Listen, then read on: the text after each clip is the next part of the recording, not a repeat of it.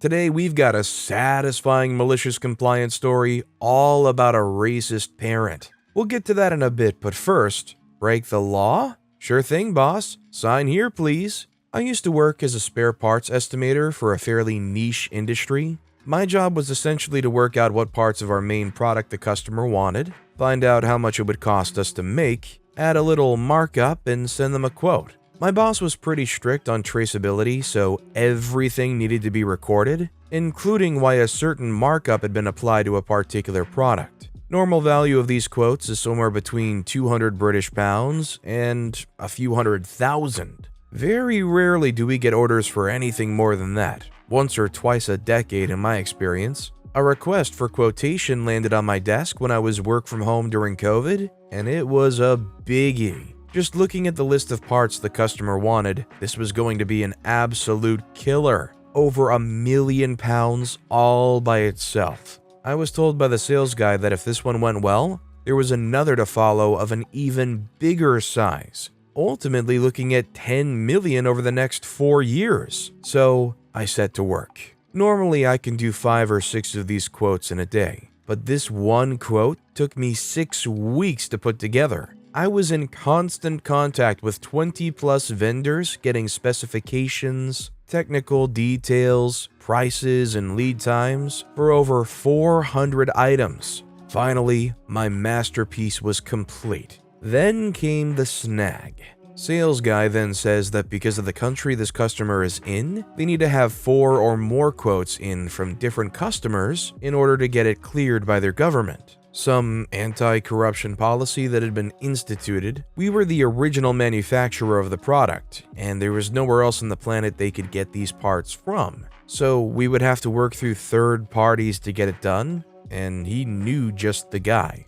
In comes a one-man band with a dodgy-looking entry at company's house to save the day. Sales guy and him go way back, so he was going to be the preferential supplier. I was asked to do the normal quote to him, and then to bump the prices up by 30% and send that to 3 other companies who had been asking about it, so they would absolutely not get the contract with the end user. I argued the point, saying that the whole purpose of the anti-corruption policy is to prevent situations exactly like this, but I was overruled. The COO of the company now tells me to just do it over a phone call, at which point I request that in writing before I go ahead and do it. Fast forward 2 years and there's still no order that's been placed. Then I find out through a different sales guy that the one-man band has been put on a blacklist by this country's government over this project. The other 3 companies have been turned down, and the end user is asking other companies to come in and take our product out and replace it with their own.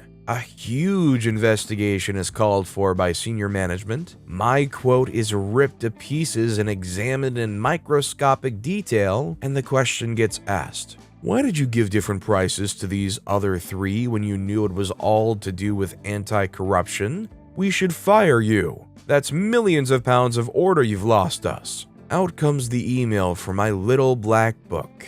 On the desk it goes. Everyone suddenly gets very quiet, and the COO starts packing his desk in a box the next week. And the moral of the story is, if someone tells you to do something borderline illegal, make sure to get it in writing. 100% if you're being told to do something that you know is a terrible idea, might cost the company a lot of money, might get the company litigated against, cover your butt and get it in writing that you were told to do that. Also, hi, I'm Steven, and if you enjoy satisfying stories of malicious compliance, why not hit that subscribe button down below? That said, our next story is, you want me away from guests at all times so they don't see me doing normal things? No problem. I work in the hotel industry in a busy city. This specific property was completely ran down after COVID, and everyone left except one person. So everyone there is new to the property. Most even new to hospitality. Even managers, even HR. A few of the rules set by the new management was that 1, we can't even as much have a bottle of water behind the front desk to drink between guests, or when there's a lull in check-ins or check-outs.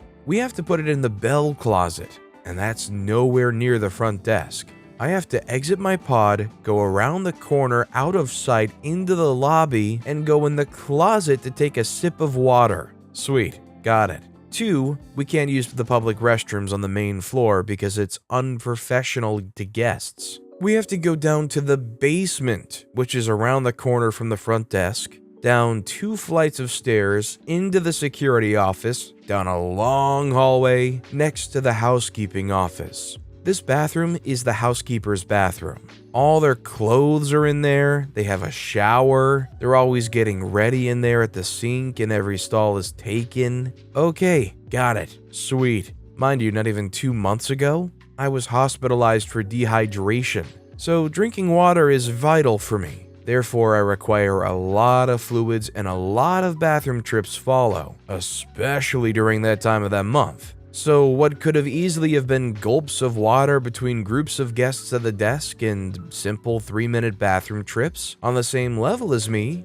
are now 15-minute ordeals each time I'm thirsty or have to use the bathroom combined. So I got it. Full line of guests arriving that need to get into their rooms. Full line of guests leaving that need to catch their taxis to get to the airport. I'm sorry, I need water and to use the bathroom. Be back in 15. My manager quickly realizes that I'm gone for more than 2 minutes and the lines are building as they're watching from the cameras downstairs and scold me when I come up. He tells me that we don't get breaks, only 1 unpaid lunch during our shift, and I'm abusing time paid, that I need to save those activities for my unpaid meal. I tell him, I'm sorry, I was told it looks unprofessional to use this bathroom around the corner in the lobby, and also told him I can't keep a water bottle with me. My only option is to go where you tell me to go, and with those instructions, it takes me 10 to 15 minutes to drink some water, make the trek to the basement bathroom, and wait for a stall to open, and then wait for a sink to open, and then make my way upstairs again. He knew he couldn't tell me that I can't drink water during my shift, or that I can't use the bathroom on the clock, and he sticks by his crappy rules. So he now has to keep his mouth shut when I'm gone for whatever time I please. Other employees have followed suit, and reviews pointing out long wait times are pouring in, as my manager sits their butts in their offices and doesn't assist with the lines in any way. We're just doing what we're told, sir. Us poor working slaves cannot be seen with the big money spenders in their fancy bathroom quarters, and under no circumstances can the card swipers see us low-life associates hydrate with water. Got it. Now, I don't know where this is taking place, but it almost feels illegal to say that you can't have a drink with you. You would just hope that wherever OP is, there's some kind of competent law that says that you can't deny your workers access to a drink while they're doing their work. What is really impressive is this whole thing is obviously a horrible decision, but they're like doubling down. Instead of just addressing it and facing the harsh truth of getting a review such as, I saw the worker in the bathroom, can you imagine the gall of them? I pay for this bathroom, the worker shouldn't be in there. Or such as, I saw the worker at the front desk with a water bottle. The lack of class in this place. Yeah, no, we much prefer the, it took 15 minutes for me to check out reviews instead. Our next story is, keep an eye on the Indian guy because you're a racist? Okay, enjoy your brown grandchildren. When I lost my part-time job due to COVID, a good friend, let's call her Kate, helped me get hired at the after-school learning center her dad owns. She did warn me though that her dad was unapologetically racist.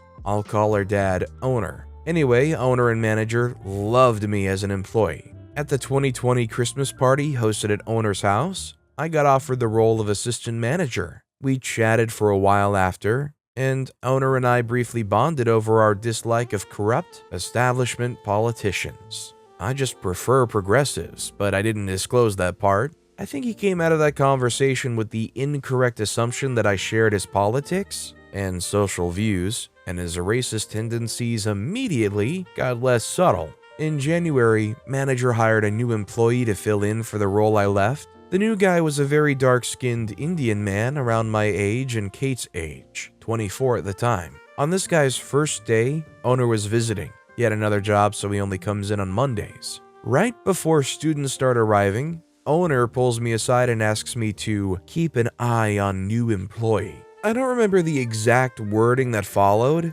this is over a year ago, but basically without saying anything directly, owner implies that he suspected new employee would steal something or do something to the kids. Despite not actually saying the words, his intentions were clear, and it was the most overt racism he had displayed so far, but rather than say something in the heat of the moment, I decided to just maliciously comply. I've kept an eye on new employee ever since, watching him to make sure he succeeds. I made sure he had all the support he needed. I shielded him from owner's racism as much as I could. I invited him to grab drinks after work a few times, and we ended up becoming really good friends. And last month, when I told owner I had to leave at the end of this year, I knew no one else was interested in my position as assistant director, so I got most of the staff to endorse him as my replacement. I'm now training him to take over for me. He's doing so well today that I was able to just sit around and write this post. But my favorite part in all of this is that at last year's Christmas party,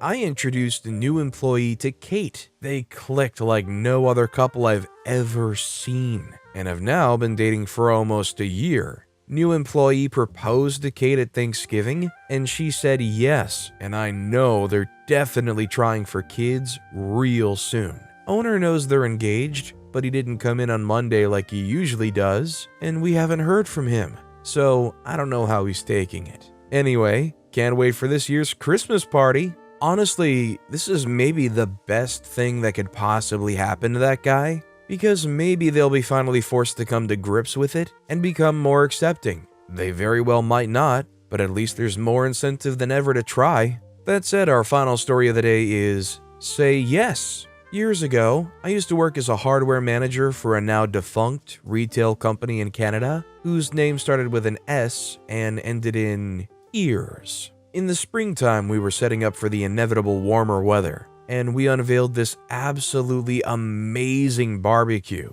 Kenmore made by Charbroil 5-burner 75,000 BTU with a 10,000 BTU side burner, stainless steel construction with cast iron grill, all for the low price of $499. The exact same Charbroil sold for $899 at the time, so as you can imagine, it was very popular. Maybe sold 12 to 1 of it versus any other barbecue in my department. Also, due to that, I rarely, if ever, had any on hand, and would have to special order them for customers. I begged and pleaded with my district and logistical managers to send me 100 of the things, because I know I would have been able to sell them, but they refused. Now, at this point in the company, 2012, the Canadian operations of the company were going through some transitions, and they recently had initiated a Say Yes policy. Say yes to the customer whenever possible to complete the sale and secure the excellent salesman/customer relationship. The customer buys a barbecue and asks if we can throw in a cover for free. Yes. The customer doesn't have tools at home and asks if we can build it in store for them. Yes. You get the point. So June rolls around, barbecues are flying out of my department at an alarming rate, with the majority of them being this Kenmore barbecue.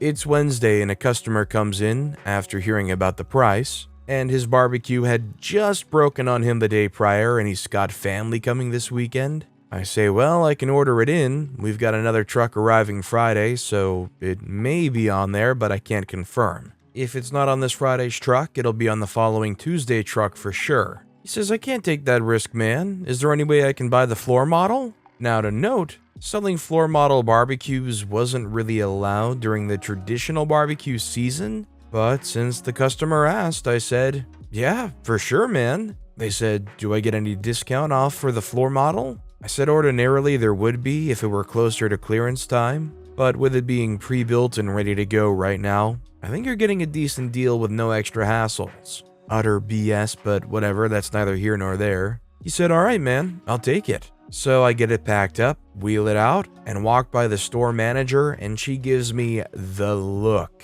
You know the one, the you weren't supposed to do that look. Hey, I was just saying yes. Next day, I'm sitting in the center office, stuck on a conference call that could have been an email, listening to the ramblings of sales numbers and things I'm not too concerned about, because I was good at my job and my numbers were good. At that point, I was up 25% over the previous year. Then something jerks me out of my lulled state of boredom. It's district manager, with whom I don't get along with at the best of times. They said, just going over hardware sales. OP, I noticed you sold your floor model Kenmore barbecue. That's our #1 selling barbecue right now. Why would you take it off the floor before clearance? I said, well, district manager, I had a customer come in, and they were in a bind. Family coming in from out of town for a huge get-together, and his previous barbecue had just died on him. I attempted to show him other models, but he was set on this one for obvious reasons. I told him I could order one in, but I couldn't guarantee that it would arrive on my Friday truck. He then asked if he could purchase the floor model, and I, remembering the last few conference calls and your guys' introduction of our new Say Yes policy, looked at the customer, and I freaking said yes. I immediately heard roughly 7 people laugh and then mute their call. The district manager said, appliances, we have a new Bosch dishwasher arriving. At this point, I tuned out. 5 minutes later, the call ends. I grab my notes, walk towards my department, and there's an announcement over the intercom. OP, please report to store manager's office. Oh, this is gonna be good. Said you wanted to see me? They say, why is district manager calling me literally as soon as your conference call is ended? I recount the story for store manager. They say, you know she doesn't want you on any conference calls from now on, right? The CEO and COO were on that call. I said, whoops. But also not whoops, because you know I hate conference calls. Store manager is just glaring at me, but smirking at the same time. I said, so can I go sell some barbecues now? They said, you're lucky you can sell. She was joking around. So I headed on back to my sales floor and continued to sell 3 more of the barbecues without them even being on display. Aftermath, they were serious about me never being on any more conference calls. They were all handled by the assistant store manager from then on, and he just gave me notes and the gist of what the call was about. But even that could have been an email. CEO and COO remembered me when they made a visit to my store a few weeks later. District manager tried to rush them past my department when she saw I was working, but the CEO made a point to stop and say, so this is the outspoken hardware salesman that I've been hearing so much about. Him and I laughed, while the district manager looked like she wanted to murder me. I also finished that quarter 33% up for the period, the best increase in sales the company had ever seen in our district at that time. I left the company in October 2012 after 4.5 years, and the whole company shut down roughly 5 years later. Man, every time you look at Sears, you just think about how they just did not pivot with the times to online. Sears could have been the Amazon, but I guess as far as the race goes for control of the online sales monopoly, they didn't chase the bag hard enough. But with that being said, that's all the time we have for today. Now, if you want to hear another absolutely crazy story of revenge, check out that video on the left. Or if you missed my latest video, check out that video on the right. That said, I'll see you all next time with some more stories.